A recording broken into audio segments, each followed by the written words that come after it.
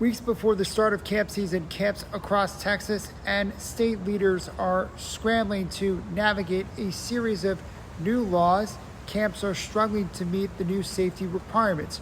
Youth camps across Texas say one of the new rules that the state enacted after the tragedy at Camp Mystic last summer, which requires them to have fiber internet access at camps, is not reasonable and impossible for them to follow. They argue that kind of internet access simply is not available in remote or rural areas, and even if it is, it's not economically feasible for them to get access to. The bill requires youth camps to have a backup connection to broadband internet as well.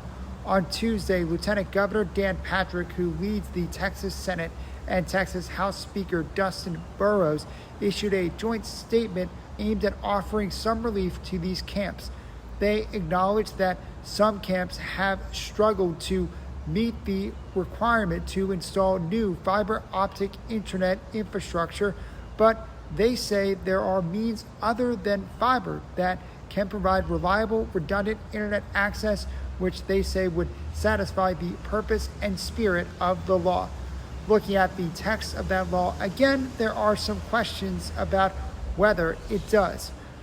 Of the hundreds of camps who have applied to get licenses to operate this summer, so far the state has only approved licenses for 9 summer camps. In their statement, Burrows and Patrick said that they support allowing camps to get a license from the state to operate for this summer if they can't meet the fiber requirement but meet all other safety requirements, such as submitting a sufficient emergency plan and maintaining a reliable communication system that's capable of operating in an emergency. Nearly 20 youth camps have sued state agencies, arguing that the fiber requirement will prevent them from opening. According to the lawsuit, it will cost some of these camps $1 million or more to install, plus thousands of dollars in monthly fees.